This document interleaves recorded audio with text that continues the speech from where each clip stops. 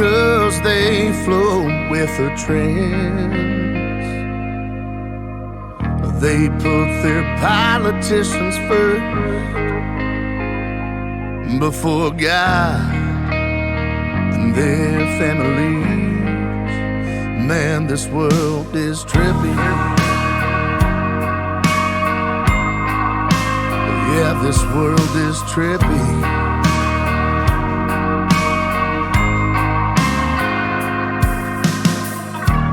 Government corruption got me sick. They use their lives to feed their greed. But I ain't one to take that pill that Uncle Sam says we all need. They all sit high on that hill, pulling their puppet by his strings. This world is tripping. Hi, I'm Martha Rutherford, mother of Brian Rutherford. I probably know him better than most. He's always had a heart of gold, very compassionate and caring and fair. There were other mothers in the neighborhood who would not even have their kids play with the group unless Brian was there, because he would always bring the bully back to the bully's mom and say, he can't play with us today. He's having a bad day. So Brian's been the one who's kind of watched out for all his siblings and his neighbors, and whenever he finds something good, he's always wanted to share it with others. So I can imagine he's wanting to share his most recent finding that has helped him along the way of healing. But you know, when others, even though he might have been hurting, when others are hurting, I can't tell you how many times I would conceal a hard day and I'd be in the kitchen, and lo and behold, there would be Brian coming up to the stove, putting his arm around me, saying, "Hey Mama, how are you?" And that's just what he does. He can read kids, he can read his wife, and he's just so caring and so sensitive, and he has a heart of gold. And I can imagine why he's wanting to share with others to help them heal, because even when he came back from the war, he was always going to help his fellow Marines and his brothers. He's just a very good man with a wonderful, wonderful heart.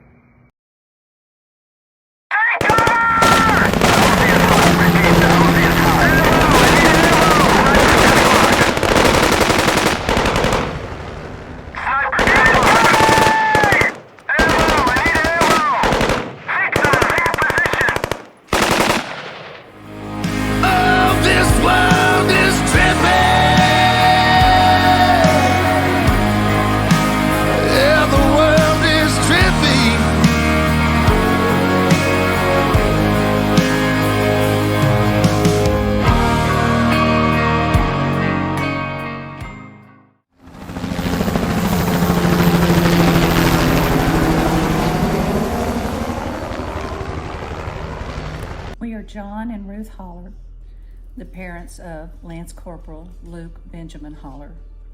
We know Brian Rutherford because he was with Luke in Iraq when they did their tour. He was also there when our Luke was killed in action on November 2nd, 2006.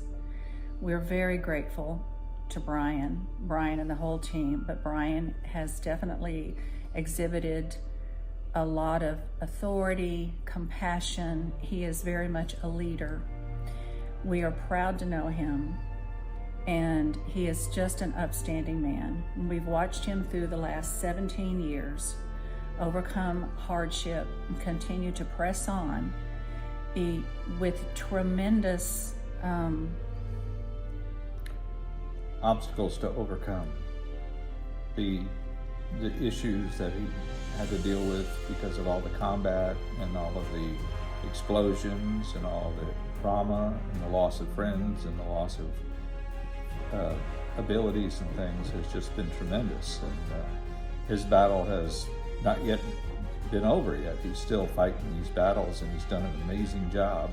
But all along the way, he's helped us to see our way through the process of healing and losing our son, and moving into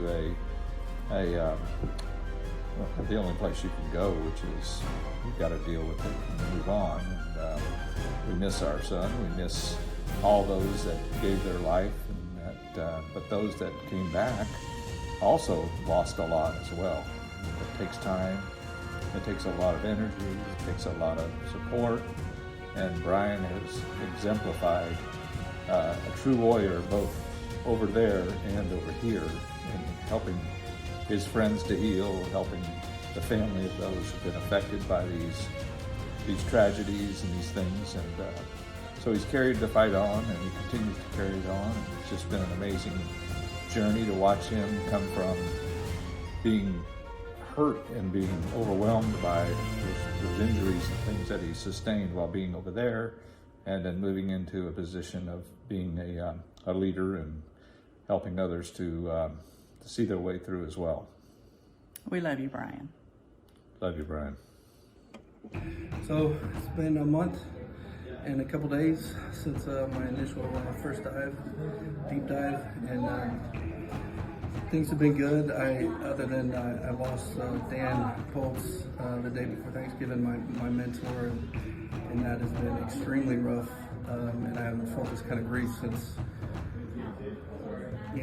in 20 years since I lost Nick Bloom, the first brother I lost in combat. And I think this deep dive may have something to do with that, allowing me to feel this grief, which is a positive thing, so I'm not carrying it around. But, so that's been rough. But other than that, things have been just rocking along. So I'll keep you updated.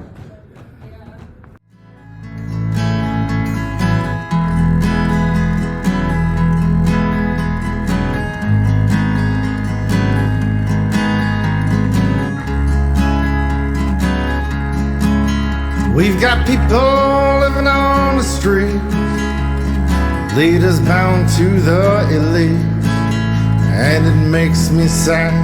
But what is there that we can really do? We're all puppets wearing masks.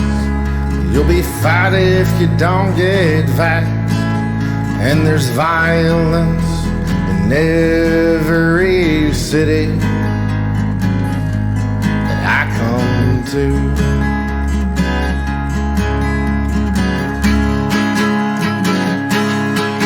Are leaders even on our side?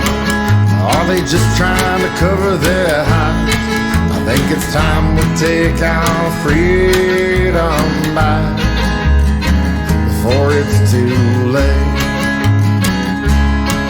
Will you stand by my side?